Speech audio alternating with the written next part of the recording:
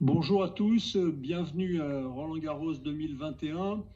Avant de vous passer un tout petit film pour rentrer directement dans le stade Roland-Garros et l'événement 2021, je voudrais vous présenter Amélie Oudéa Castéra, à ma gauche, directrice générale de la Fédération française de tennis, et Guy Forget, à ma droite, directeur du tournoi.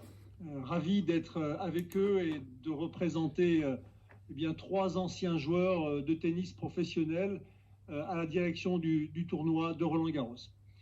Un bref passage dans Roland-Garros et ensuite on se retrouve pour ce point presse.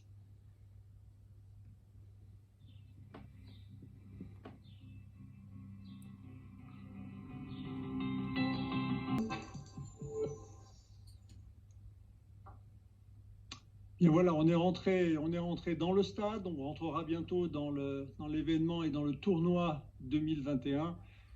Stade magnifique, vous pouvez le constater, qui représente 8 fois la surface du Stade de France, pour ceux qui connaissent ce magnifique stade, donc un espace très très large. On a été récompensé par le choix que nous avons fait de reporter le tournoi d'une semaine. C'est le premier constat que l'on doit faire. La Fédération française de tennis, dirigée par Amélie Oudéa Castéra, et toutes les équipes ont fait un travail remarquable en étroite collaboration avec le ministère de l'Éducation nationale, de la jeunesse et des sports et des services de l'État concernés pour mettre en place ce que nous avons proposé et le déplacement de la date.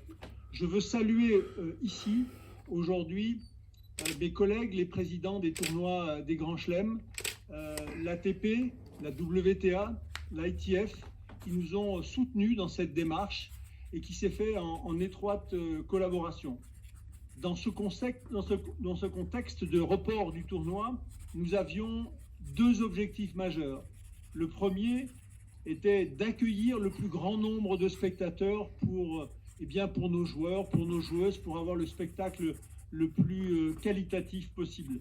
Mais c'était aussi garantir la sécurité sanitaire de chacun. Au regard de cet objectif, on peut dire qu'on a été récompensé et qu'on peut se féliciter.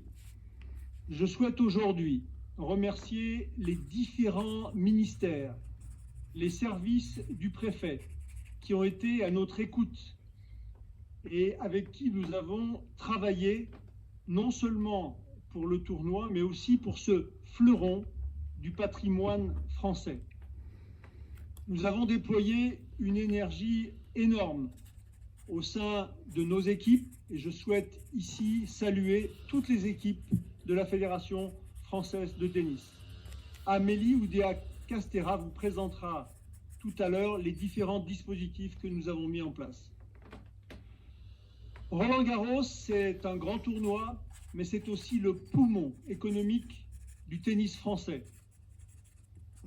Roland-Garros bénéficie à l'ensemble de nos clubs, de nos comités départementaux et de nos ligues.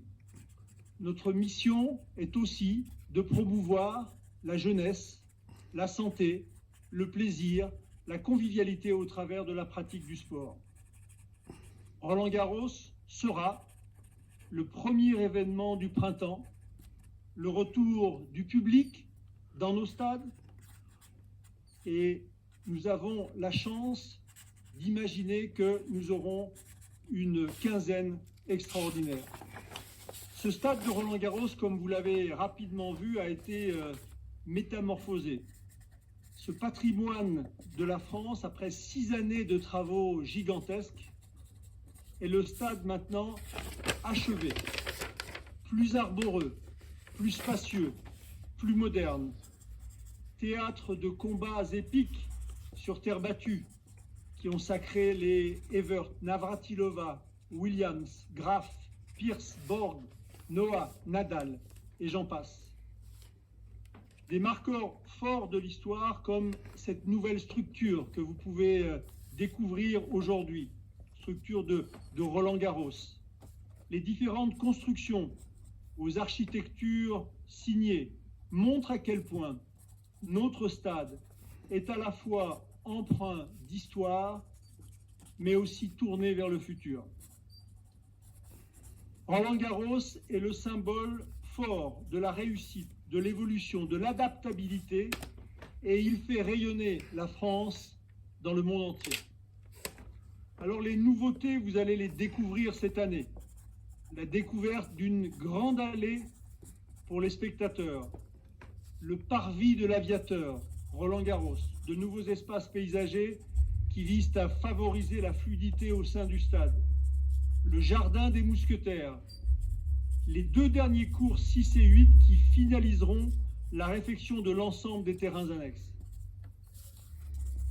Guy reviendra tout à l'heure pour vous présenter sur l'aspect sportif l'utilisation de toutes ces infrastructures. Un petit rappel sur la statue de Roland-Garros qui a été réalisée par une très jeune artiste, Caroline Brisset. Et cette sculpture, comme vous pouvez le constater, rend hommage aux pionniers de l'aviation française, héros de la Première Guerre mondiale. Il est accoudé à son cockpit et elle lui a donné le nom de Cloud Kisser pour rendre hommage à l'homme qui flirtait avec les nuages.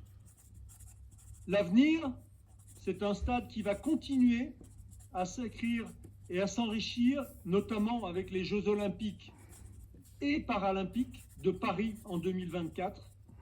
Le cours Suzanne Lenglen va se doter d'une couverture mobile qui sera réalisée par l'architecte de renom Dominique Perrault et qui permettra ainsi d'accueillir les épreuves de boxe pour les Jeux olympiques et de volley-ball assis pour les Jeux paralympiques.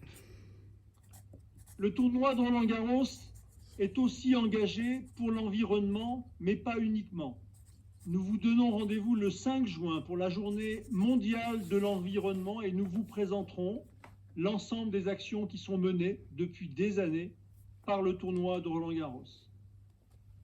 Concernant les prize money, et on y viendra tout à l'heure pour le tournoi, Guy vous en dira un petit peu plus là-dessus, Roland-Garros poursuit sa solidarité envers les joueuses et les joueurs qui continuent à vivre une période difficile. Pour avoir été passé par la case joueur professionnel, je sais à quel point les joueurs depuis plus d'1 an souffrent de ces conditions, jouer sans public, les périodes de quarantaine et puis les prize money sur la plupart des tournois qui ont été réduits.